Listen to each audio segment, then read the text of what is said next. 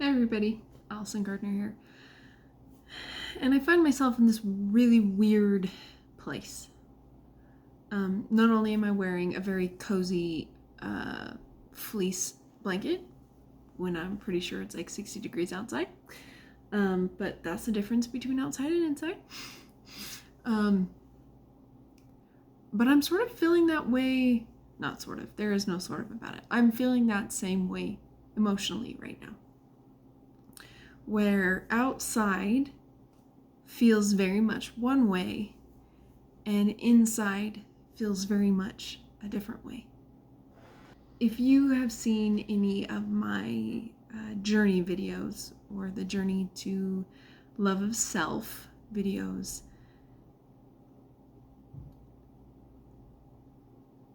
then you sort of understand this background that I have been on a journey trying to find myself, trying to love myself instead of the many different masks that I put on to please other people.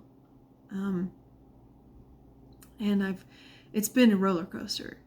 It's been a total roller coaster of really awesome successes and really painful realizations. And now I find myself in this weird, flat, sad place where, because things are cyclical, and I know that I've talked about how things are cyclical before. That is not new news. But it's really painful when you're in the middle of that cyclical process and you've already gone through the, wow, there are some parts of me I really don't like. And you've gone through the recognition where a lot of what you do is to try and please other people. And you've gone through the process of finally standing on your own feet and going like, okay, like this is actually me. And so to find myself in this place of, wait, what's actually me? What do I want? And that's the question that I'm wrestling with right now, is what do I want? And that question right now is hurting. Because just like the facades that I wear to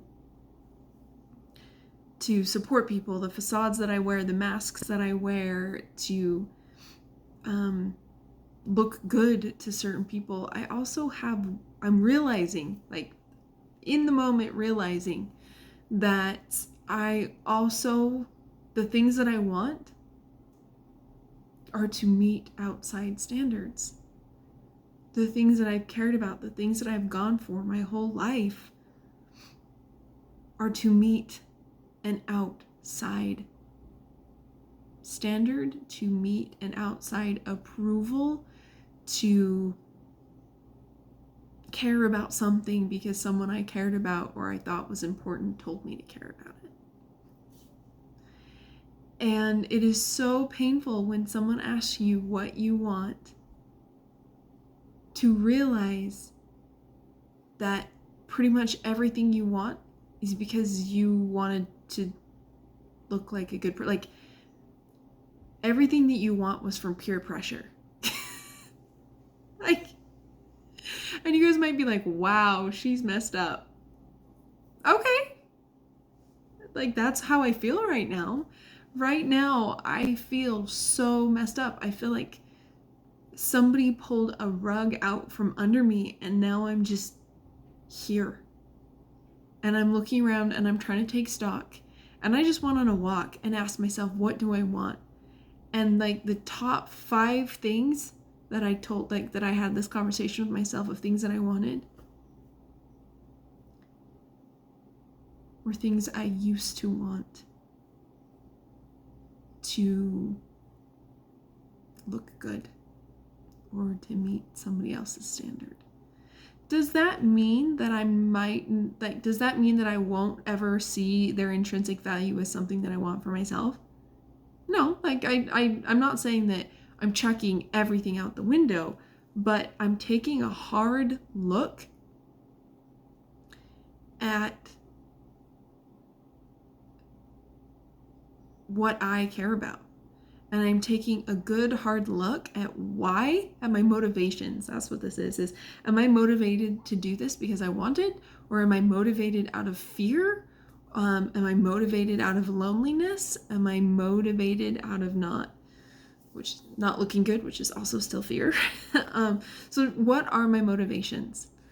I feel a whole lot. I don't even remember her name in the movie. But I feel a whole lot like the Runaway Bride right now with Julia Roberts and Richard Gere, where she's getting ready for her 4th wedding to the football coach. And the reporter has been observing her, and with every guy, it was a different kind of egg. Every guy was a different kind of egg. With one guy it was an omelet, with another guy it was poached, with another guy it was scrambled. This current guy, it's egg whites only. And he said, you were so scared. You didn't even know what kind of eggs you liked. I do know my favorite kind of egg. My in-laws bought me a mini copper pan that's big enough for just one egg.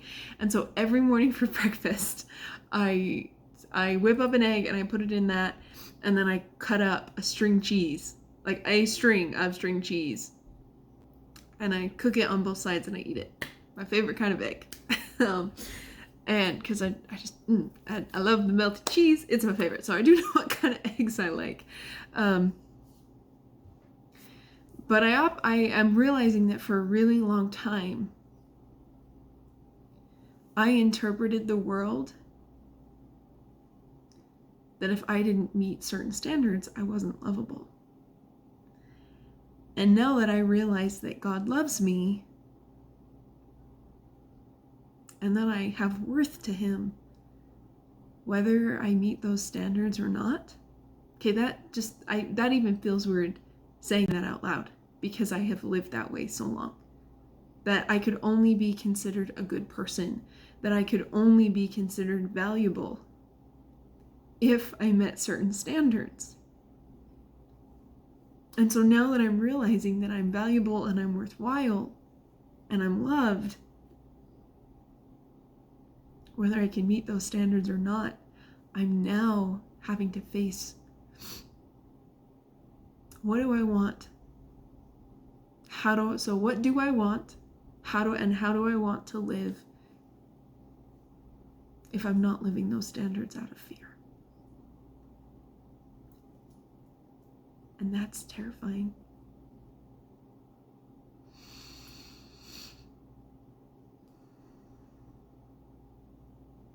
And I can still love myself even if I don't have the answers to those questions.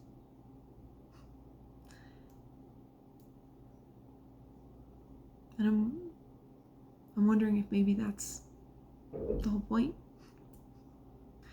Can I still love myself if I currently don't have a standard by which I can judge whether I've met it or not? Because that's how I've lived my life. If I met the standard, then I could love myself, or I could allow myself to feel the love of others. And if I didn't meet the standard, then I couldn't. So now if there's no standard, can I still love myself? Even if I feel a little confused. Can I still love myself if I'm figuring it out? What about you? I'd love to hear what this video brought up for you down in the comments below. And if this spoke to you in any way, shape, or form, I hope that you will like and subscribe below. And thank you for joining me today. I look forward to seeing you next time. Bye.